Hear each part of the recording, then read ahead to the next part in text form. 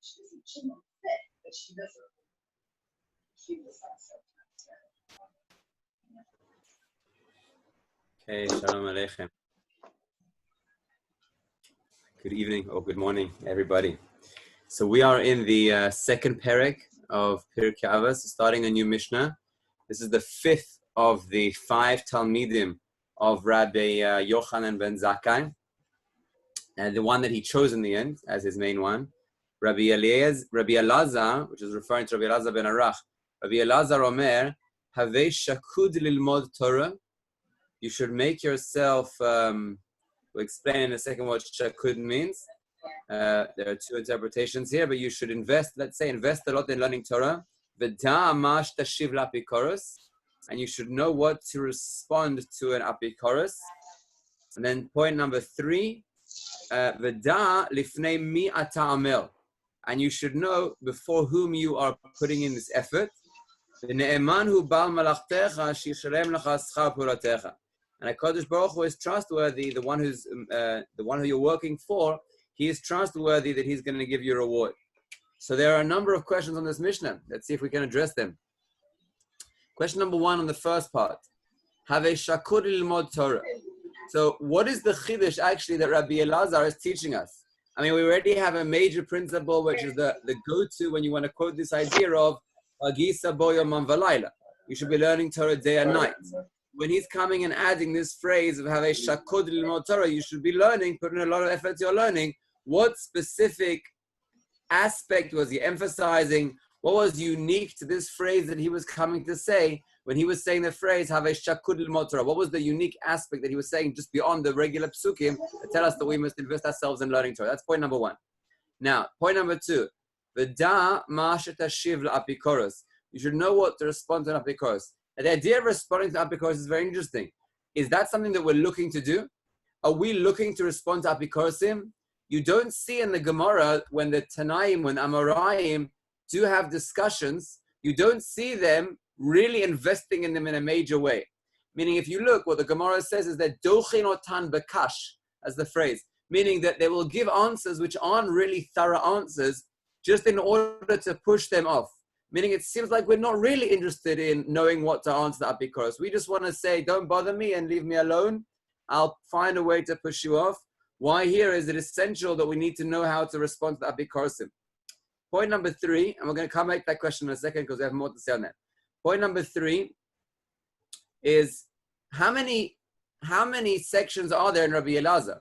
We gave a prerequisite, an introduction, a preface we gave that all of the 5 Talmidim have 3 statements. Rabbi Elazar seems to have 4 unless we can find a way to break it up properly. He says you should learn Torah, you should know what to respond to an apikoros, you should know who you're putting effort in front of, and then he adds a 4th point, and you should know that HaKadosh Baruch Hu is trustworthy, that he's going to give you a reward. So if there's only 3 statements there, we have to figure out a way to break them or see which 2 go together. And in the Mefarshim, between Rashi and Rabbeinu Yonah, there are different interpretations, and they're very crucial. Because when you understand there are 2 different interpretations, and you see which 2 ideas look like 2 ideas, but they're really one. So do you see it as Rashi's way? The first 2 are really one statement, meaning Havei shakud lilmod Torah v'da ma shetashiv l'apikoros. That's one idea, and then it's point 2 and 3. Or you could see it as you should put an effort in learning, you should know what to answer apikoros, and you should know who you're working for. And who are you working for? Someone who's going to pay you money. That last idea is very challenging.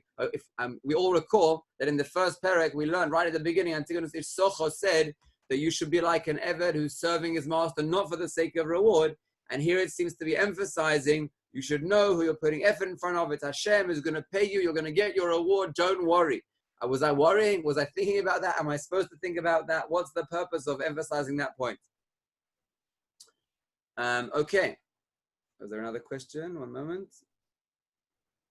Oh, another question, which I don't know if we'll get to today, which is how does this idea of Rabbi Eliezer connect back to his midah? Right? That's what we've been trying to do with all of the Tanaim, which is that we see what the midah was that their Rabbi Yochanan ben Zakkai gave them, and how does that express itself in who they are. So let's start from the beginning. The Rambam, when he gives the interpretation of what Shkeida is referring to, he gives 2 different ideas and he brings a pasuk to support each one. The first one he says is, what is Shkeida referring to? he brings the pasuk of from the first Pirkei in Yirmiyah, Ki shoked ani al devari. When HaKadosh Baruch Hu was referring to, encouraging, you might say, Yirmiyah to take the mission of Nevuah, then he said, what do you see? And he said, I see a makel, a stick that comes from a shaket, an almond tree. And he says, that's right, that's what you see. And you know why? Because I am swift. I am putting effort. I'm swift in doing my words, meaning the Nevuah that I'm giving you now is quick to come in. Sometimes you have a Nevuah which is only for hundreds of years in the future. This is going to be quickly. So therefore, the first interpretation, according to the Rambam, is when it says have a shakud el motora, it means that a person shouldn't delay their learning. When a learning opportunity comes its way, then you should always grab that opportunity. And that might be different from Hagit Sabov Yom V'Layla. You should be learning day and night. It's a new aspect, a new element, which is you should take every opportunity. I remember when Rav Blachman, many, many years ago, when I was a Bachor, he was giving advice for Ben Azmanim. And he gave a pre-Ben Azmanim talk. And the one point that I remember he said, one of the points that I remember that he said that when you are in Ben Azmanim, and maybe people can experience this now in the situation they're in, is that there are many other things that happen throughout the course of the day which are other than learning Torah. And although everyone may have a very good intention to learn Torah, they say, yes, I'm definitely going to learn today, and I have my quota of learning, which I'm going to do. I'm just first going to eat breakfast, and then I'm just going to meet up with that friend that I said I was going to meet up with, and then my family just are playing a game right now, and then there's one thing I wanted to watch, and there's some book that I had to read, and there's someone else who just phoned me, and then it's 11 p.m. at night. He said, okay, now I'm finally free to get to my learning, and you open the book, and he didn't say this, but they don't call Facebook for nothing, because immediately his face goes down into the book where he's so tired that he falls asleep. So that wouldn't be a good way to do it. But rather, if you're maher, meaning you don't miss the opportunity to come and learn. So what Rav Blachman's suggestion was, he said, bring your rugelach with you, bring your croissant, actually he said croissant. Bring a croissant with you to the shul in the morning. You're not going home. You're not going home. The moment that you finish davening, you have all your svarim that you need with you, no excuses. You have your breakfast with you, no excuses. There's nothing else happening. Maher. So that interpretation number one of the Rambam, of Rabbi Elazar, based on the Rambam, is that whenever a learning opportunity comes your way, you have to design it in a way that there'll be nothing that will delay you. Maher, whatever it takes, you learn. The first opportunity, you don't have, I will plan my learning in later in the day. That's have a shakud l'mod Torah, according to the first interpretation. According to the second interpretation, this also is a big, big limud of the Rambam, and this is based on the pasuk in Mishlei, lishkod al dalatotah yom yom, which means persistence and habit. The Rambam says that the way it's telling you to relate to learning Torah is to herigel v'tmidut. Herigel and tmidut. What does those two words mean? And this is an important principle. When we talk about working on midas, and in this context now we're talking about learning Torah as making that what you invest yourself in, many people mistakenly think that it's something either you have or you don't. Meaning either I'm someone who can sit down and learn, or I'm someone who can't sit down and learn. And there are many factors that may bring a person to think that they're cut out for it or not cut out for it. And if a person gets into a schedule or a habit whereby they involve themselves in many things, let's give an example. Let's say a person has struggled waking up in the morning. And there's many reasons in Svaras as to why it's a struggle. Bottom line, in many, many cases, it's only a question of habit. That's all it is. Meaning they've habituated themselves to, when they wake up, that their mindset is, oh, I still have another minute. And their mindset is, it's fine, I usually come late. Many people come late. And the habit is that they don't have this urge or even a mindset to jump out of bed. And then because they don't have that as their default way of behaving, then all sorts of svaras, logics come to their mind to justify the position they're in.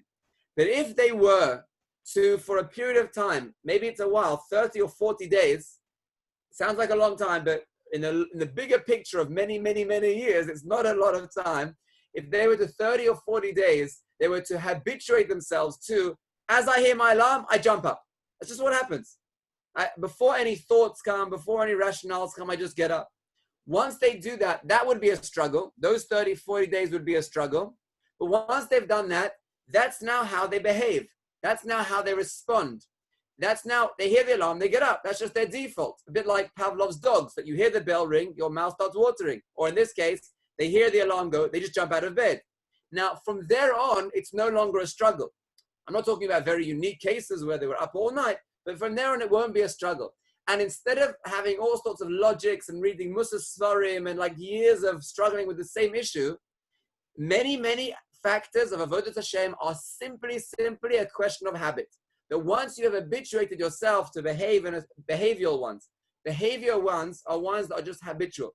That once you've controlled, you've habituated yourself, you've designed yourself to behave in a certain way. That's just what you do.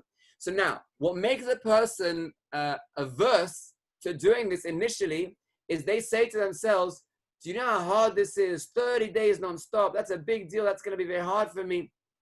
I'll work on it in another way. I'll find some way. But the truth is that it's only hard very initially. It's only hard at that first second. But once you get past those 40 days, the rest of your life is not hard. So why would you choose to say, I would rather struggle with it and battle with this for the next 60 years? It will be a struggle with me for my whole life. When you have in front of you a very clear 40-day struggle, which means you have to put in ishtadlus, you have to take responsibility, but then it's yours for life. That was the example of waking up in the morning. But it's the same example with a person habituating himself to learn Torah. When a person has not yet gotten to the mindset, they sit down on the chair and they sit with the Gemara and they learn for hours. If they haven't trained themselves to do that, then what will naturally happen is they'll sit down. That's already a good situation, they did that. But let's say they sit down and they get to the first Rashi, which they don't understand. And they go, yeah, this Rashi is very hard. Let me try it again. I'm going to try one more time. And then they zone out. And they sit there not really doing anything for a good 3, 4, 5 minutes. They're just kind of staring and not thinking anything particular. And then they say, I tried. I tried, but I don't know, it didn't work. I guess I'm not cut out for learning. Let me just, I'll leave the Gemara here. I'm going to come back to it soon. I'm just going to check out if anyone sent me a WhatsApp because I've got about 4 minutes where I didn't check my WhatsApp. And there's probably some backlog of people that I haven't responded to from a couple of weeks ago. Let me just check that a minute.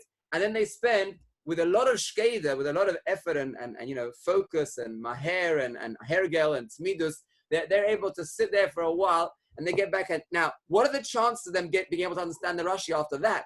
Meaning they didn't understand it to begin with. Now their mind's been totally distracted. That Rashi looks even bigger than it looked when it started, even way harder than it was initially, because they didn't have the mindset they're going to WhatsApp to understand Rashi. They were using it as escapism. Therefore, it's even harder. They come back and it's very challenging. That's the wrong response. But if they were to train themselves to say, I'm not moving from this spot until I understand. And if I don't understand, I'll say, okay, I'll put a question by the side and I move on to the next piece. If there's someone I can ask, I'll ask. If not, I'm moving on.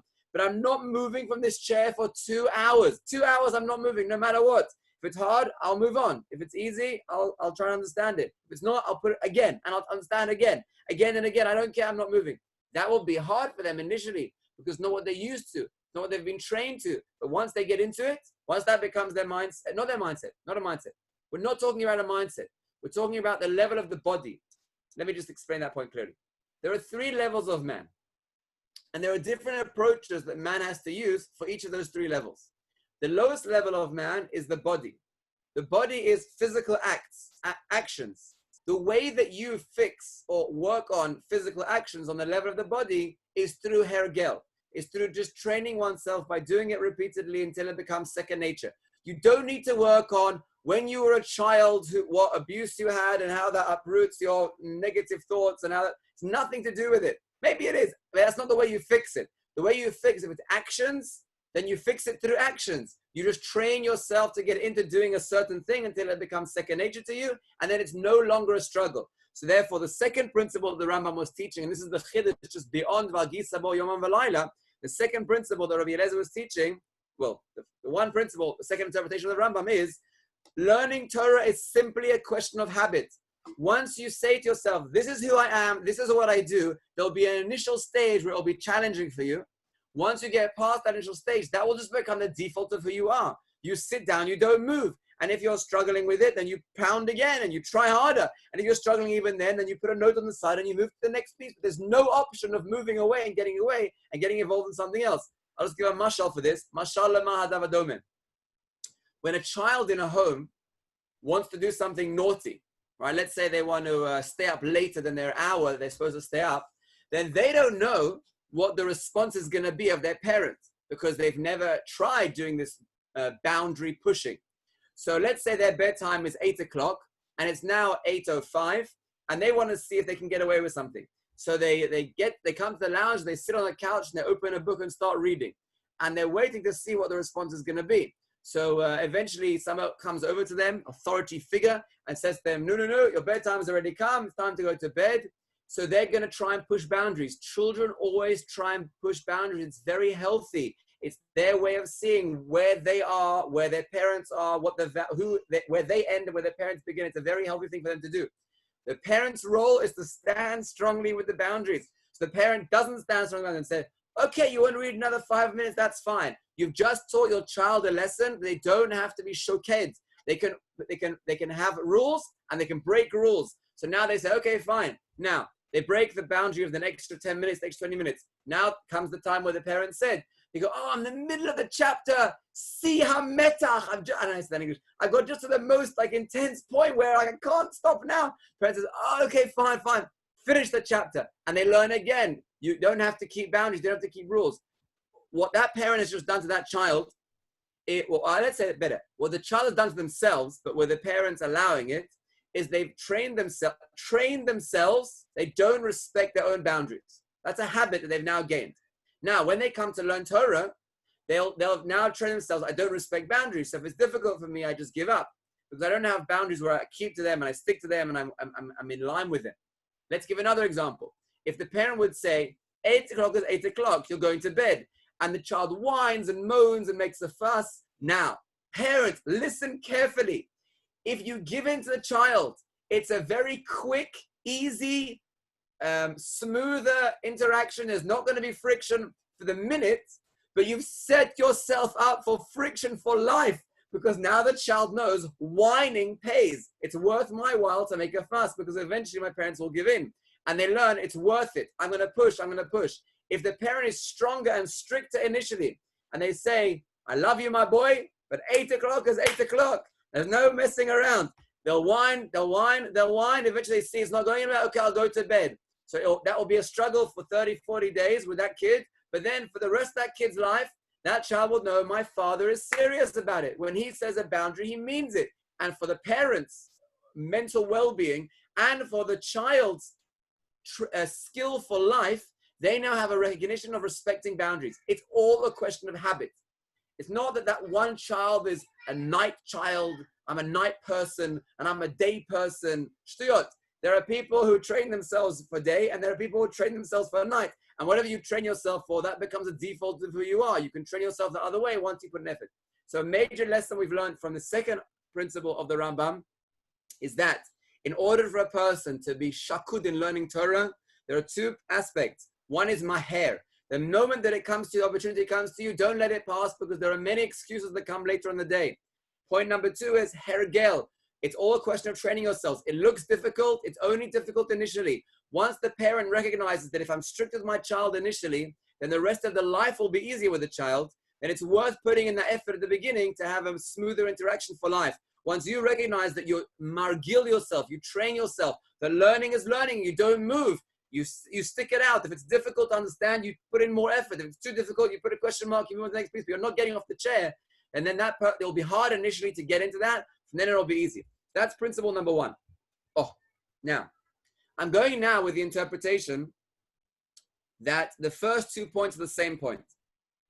And there's one way of meaning that there's a connection between have a shakud lilmod Torah and the second phrase of da'amash tashiv la'apikoros.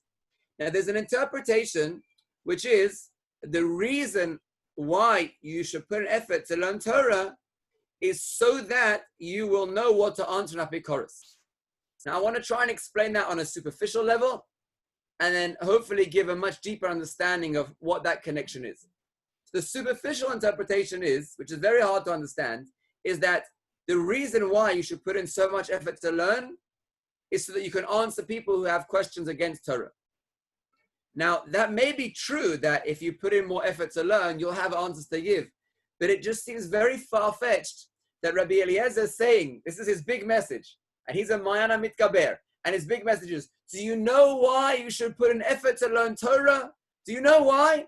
Because like the Ramban, where the Christians come and they challenge you to a debate, and you have to stand up there and debate against the Christian, that if you've learned a lot of Torah, you'll have the answers to that goy.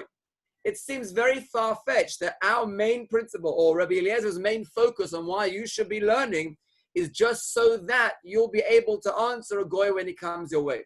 When I say goy, I'm being medaik in that, as the Meforshim here bring from the Gemara in Sanhedrin, that you're not supposed to argue with Jews who have become apikorasim. It's a very harsh language. The Rambam says there's no hope for them. Meaning when a goy who's so in tune with the Kadosh Baruch Hu, when he goes the other direction, he's so fierce in his rebellion that it's unlikely that there'll be any benefit from you getting into a discussion with him. There's nothing that will come from it. And on that point, I want to tell a story which I think is very beneficial. I think it was about the Chafetz Chaim. I may be wrong, but if not him, it was someone else in his era. So I'm not going to say name, but a rabbi in the era of the Chafetz Chaim was traveling, and he came to an inn where the Jewish people would stay. And he was sitting down at a table at the entrance, just coming in, and there was a non-religious Jew there. And the non-religious Jew says, "Oh, I hear you're a big famous rabbi. Would you like to, I have questions. Can I ask you my questions?" So the rabbi said to him, "I'm willing to discuss with you, but I want to ask you a question first." He said, "Go ahead."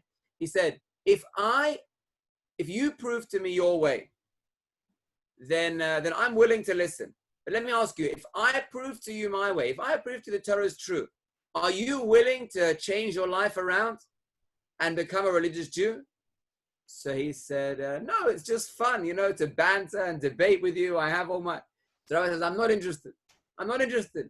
When you get into a discussion with someone who's not religious, when you see within them a quest for truth, even if they're asking very harsh questions and they're asking from a pained place or an angry place, but within them is an element of genuine, of authenticity, where they're willing to be open to, then it's very worthwhile having a discussion with such a person. However, if a person, merosh, ahead of time, has declared, I don't believe in what you say, and even if you prove to me beyond a reasonable doubt, I am not interested in hearing anything you have to say, then there is no room to get into discussion. It's lose-lose. If you win, you lose, because then you've made them more bemazed. Now they know the truth and they're not willing to do it. That's if you win. And if you lose because you've justified them in their approach, and they're not willing to change. So you don't get into discussions. Sometimes you're forced to. We gave the example of Rabbi Yeshua ben Hanania, who many times was approached by Apikoros, and he had to answer, he had to give a response. The Ramban was forced to. If you notice, then you're medaik in the words of the Mishnah, it doesn't say that you should approach Apikosim and make a missionary work here. It says, Da'amash tashiv l'apikos, what you should be responding. You only respond if you need to, but not that you have to go out of your way. Now, so on one level, it's just saying that you should learn a lot of Torah because you'll have the ability, the skill then to be able to respond. I want to try and give a deeper interpretation, and this is based on something we have never quoted before. This is a Talmud of the Michtav Meliyahu, was Rav Chaim Friedlander. And he was a Gaon in Emunah and Bitachon in Hashkafa, in clear Hashkafa. And there's a series that I highly recommend to everyone out there who has any points in the Keren B'Yavneh, a bookstore, from a test you did or any other opportunity you have to get it. The series called Sifsei Chaim. He has many different areas of Sifsei Chaim. The one that I'm quoting now is from the Moedim. Sifsei Chaim, Rabbi Chaim Friedlander on the Moedim. He also has on Emunah and Bitachon and Hashkacha Pratis. And he has Vadim. He has Vadim and Avodas Hashem. Excellent works. He really gets into the insight of Avodas Hashem on a more pinimi level, on a real inner level. This is from Chelek Gimel of Moedim of Sifsei Chaim. It says the following. Let's move beyond that superficial understanding and try and get deeper. The way we're going to do that is by quoting what the Ruach Chaim, Rav Chaim of Volozhin, says on this Mishnah. He only says one thing that is very powerful. And this is on the next section, the third section. Da lifnei mi ata amel. Know before whom you are putting in effort. Rotzeh lomar befanav mamash. You're literally standing in front of Hashem. Ki hu ba'atzmo omed alecha. When you are learning Torah, HaKadosh Baruch Hu himself is standing in front of you. Ki ein lo lakadosh Baruch Hu ba'olamo ela daled amos shel halacha. Because HaKadosh Baruch Hu is only to be found in the daled amos of halacha. V'dai bezeh. This point should be enough for you. ozen belimudim, to awaken your ear when you're learning. Ki Hashem tzvakos shochein sham. HaKadosh Baruch Hu is standing there. Rabbi Ferber, he quotes this Ruach Chaim, and he says that when you're learning Torah, you should imagine yourself as a Kohen Gadol in the Kodesh HaKadoshim. Just like the Kohen Gadol in the Kodesh HaKadoshim is doing a mitzvah, he's just doing a mitzvah, but he's very aware, acutely aware that he's standing before Hashem, because that's the place where the Shekhinah dwells. So Rav Ferber quotes that Nefesh HaChaim, and he says, when you are learning Torah, you should be acutely aware that you are doing a mitzvah of learning, but you're like a Kohen Gadol standing in the Kodesh HaKadoshim. You're standing directly in front of the Shekhinah. When you're learning, you're bringing the Shekhinah down in front of you. Now, with that understanding of the Ruach Chaim, we can have a whole new sugya of what this Mishnah is referring to, an entirely new topic. And it's going to help us understand on a much deeper level. And I'm going to preface it with a story, which I heard from Rabbi Kritz. Should live and be well. I love Rabbi Kritz. He brought me into the world of Muslim. So, Rabbi Kritz told me this story. There was a movement of going to Russia just after the Iron Curtain fell in order to teach Torah. Now, the Jews there had been 70, 90 years under a anti-religious rule. And they'd been prepped and trained and educated and brainwashed into apikoros. So whilst there were Jews who knew they were Jews, they didn't come from a Jewish mindset at all. Now, when these rabbis or avrechim, when they went out to Russia to teach Torah, they had a big challenge that they weren't being received by people who were saying, Rebbe, teach me Torah. They were being related to by people who were very anti-religion and anti-Torah. So they went to get advice. I don't remember who it was from, but I've heard the same advice given from Rav Steinman, from Aaron Leib Steinman. So either they asked him or at a different opportunity, he gave the same advice. And he said, for the first 2 weeks, don't take any of their questions. Promise them you will answer them, but just say the way that your system works is that 2 weeks you're learning. And after 2 weeks of learning, you promise them any questions they have, you'll be very happy and willing to address. So they took that advice and they went. And they opened up their koilel in Russia, and the people came with lists of questions. How could God exist? And proofs that God doesn't exist, and science proves that God exists, and nature proves many things. And they said, sign up. We will address all these questions, but we're learning Bava Kama. That's what Rav Steinman recommended, to learn Bava Kama. It's something which you don't have to have a belief in the background of HaKadosh Baruch Hu. It's a type of a sugya you can get your mind into. Even if you don't have a background in learning, it's clear svaras of Nezikin. They learned Gemara for 2 weeks. Nothing fluffy, nothing general, universal, beauty, nothing. Gemara, Be'iyun, Bava Kama, 2 weeks. After 2 weeks, some of the people didn't have any questions anymore. And the ones who did, they asked them from a very, very different perspective. They asked them I'm asking my question, I don't really need an answer, but just because I prepared them, then could you tell me what's the answer to this? And the Rebbeim gave the answers, and the heart of the Russian Jews was able to receive the answer. What happened? What exactly happened over there in that story in Russia to enable us to understand the depth behind Rabbi Elazar, what he's teaching us? There are 2 ways to learn Torah. There is one way of learning Torah as an academic pursuit. You will become more intelligent. You will be able to show off in cocktail parties about your knowledge of Talmud. It won't have any effect on your soul. There won't be a relationship with the Kodesh Baruch Hu that comes out as a result. It will be a knowledge like any other knowledge. And the Gemara says that someone like that, it's better they would not have been born. It's a harsh statement, that's what the Gemara says. However, when a person comes to learn Torah, and the place he's coming from is he recognizes this is Hashem's Torah, and he wishes to form a relationship with HaKadosh Baruch Hu, then the Torah for him is not an academic pursuit. The Torah for him is not about the end result. It's not about the knowledge. It's about the process. It's about the aligning one's soul with HaKadosh Baruch Hu. We say, Heima Meilim va'anu Meilim. הם המעילים ואינם מקבלים שכר, ואנחנו המעילים ומקבלים שכר. The Chavetz Chaim here gives an interpretation. Of course they get reward. They build things and they get rewards. But how do you understand what Torah is? If Torah is about the end result, the product, I have information, then they put an effort and get reward, and we put an effort and get reward. It's exactly the same. But if you understand the purpose of Torah is not the end result of the knowledge. The purpose of Torah is the relationship that you form with HaKadosh Baruch Hu. Once you understand that, then it's about the process of coming close to Hashem.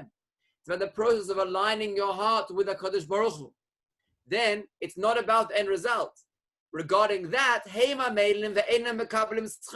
they don't get any benefit from the process. If they've made something and they said it, then they get money. And if they tried to make something and they weren't able to set it, they wasted money.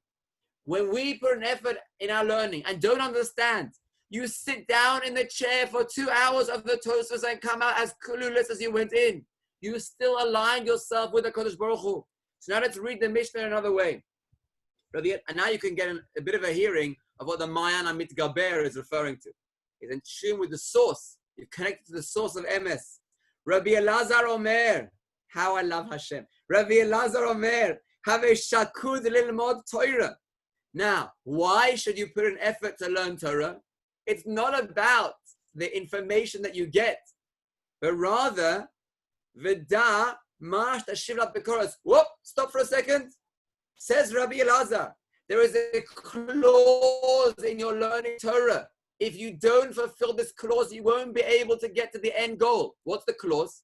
If you have an inner Yetzer Hara, if you have an inner apikorsus, if you have an inner, this doesn't make sense, this is old-fashioned, they obviously know what they're talking about for a different era, or many, many other apikorsus in your mind, then when you come to learn Torah, you'll always be saying, this doesn't make sense, it doesn't make sense, it doesn't make sense. It would be like if they would try to have learned Torah in Russia after taking the questions. If they first would have tried to address all the questions that the apikorsim, the Russians had, and then they would have given a half an answer, and they would say, yeah, kind of, not really. Okay, let's learn Bava Kama. They say, no, this doesn't speak to me, this doesn't relate to me, there's nothing here.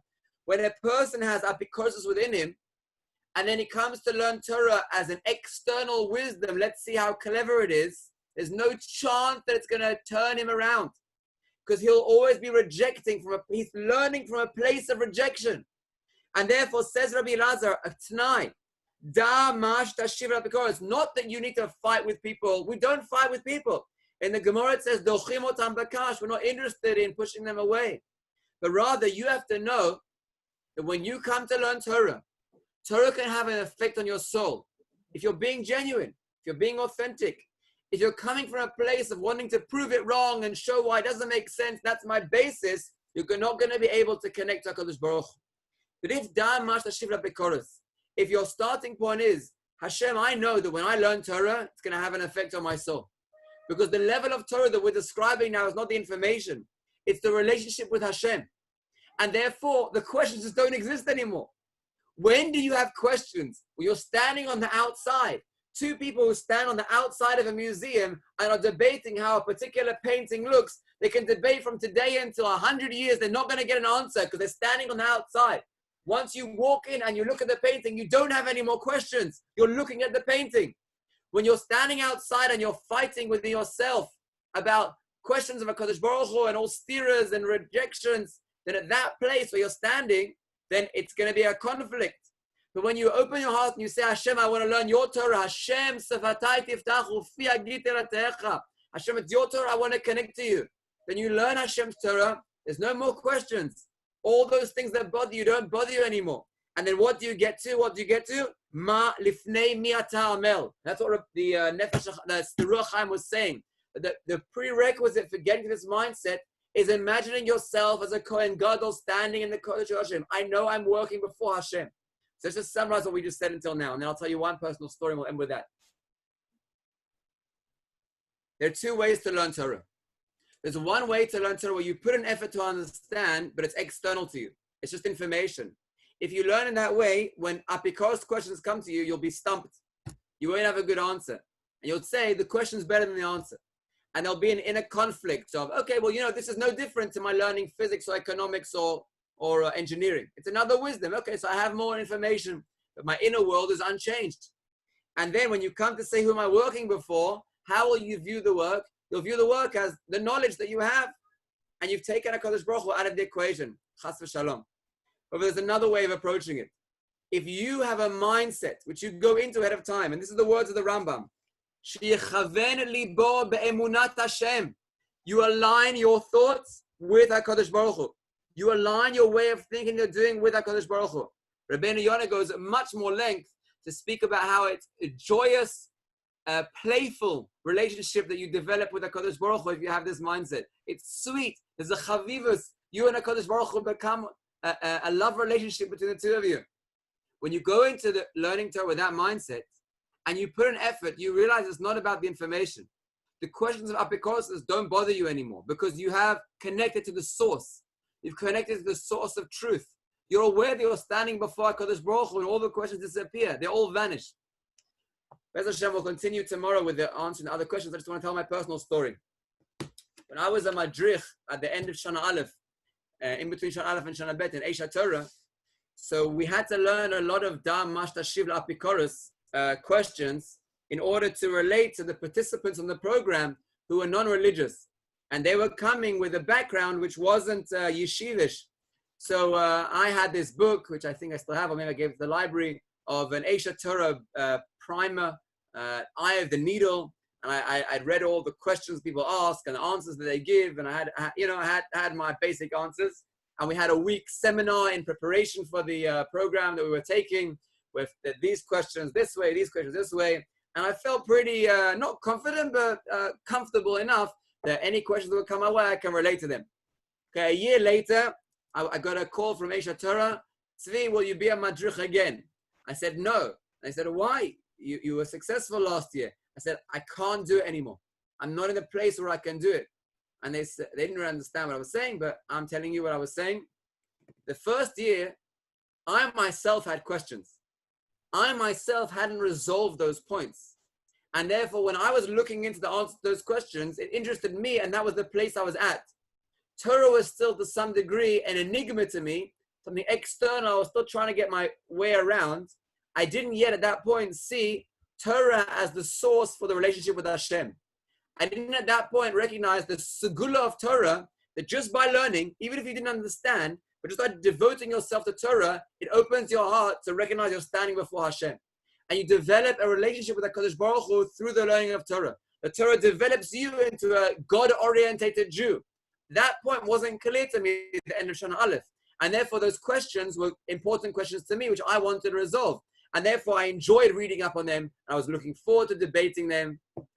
After I had them resolved, to whatever degree I had them resolved, then they were put on the side, and I invested myself in Torah. And then the Torah speaks for itself, like the Jews in Russia after 2 weeks of learning Bava Kama. You begin to recognize that the relationship you have with HaKadosh Baruch Hu that comes through Torah is an inner relationship. You have an innate connection with Hashem. You don't want to start debating Mount Sinai, maybe it didn't exist, because you're saying, I talk to Hashem directly. Don't start saying maybe not and it's external. Are you telling me my mother's not my mother? Are you telling me that I don't know who I am? Are you telling me that I don't have a relationship with Hashem? You're taking me from an inner, innate relationship to this place of suffix and doubt and external. It's very, very uncomfortable to go there. Not because I debate the questions and maybe there's no answers and then I'm living a fallacy. It's that I've done that stage. I've clarified those points. It's clear to me now. And I've entered an inner place with Hashem. I wasn't able to do it. I wasn't able to be madruch again from that point. So I volunteered to sit in the base medrash, and any people who want to learn just can come in and can learn. And that's what I did. I spent my summer in Eisha Torah, in the base medrash, and different programs would come into the base medrash different times, and I was available as a chavrusa for different people. And that was on my time. Thinking, you want to sit with me and you want to learn, I'm happy to learn with you. I'm not beginning and debating and undermining all the... So that's the recognition of the two different views of how you learn Torah. That's Rabbi Eliezer's message. He was a Mayan Mitgaber. Why was he a Mayan Mitgaber? Because what's a Mayan? A Mayan isn't a pit where you put the water in and it's there, which is you have the information, but it's connected to the source. The Mayan is this wellspring of where it all comes from. Rabbi Elazar is teaching us how to get back to that source, how to align ourselves with Hashem. Mechaven libo shu'omed lifnei Hashem. When I sit down with my Gemara, I imagine myself as being in the Kodesh HaKadoshim. I'm standing before Hashem. The Shekhinah is dwelling where I am. With that mindset, it's not just about the information, it's about the relationship, the love relationship, the awe and the love that you have in your connection with Hashem. Have a wonderful evening. Have a meaningful fast. And B'ezras Hashem will continue tomorrow with concluding this mission.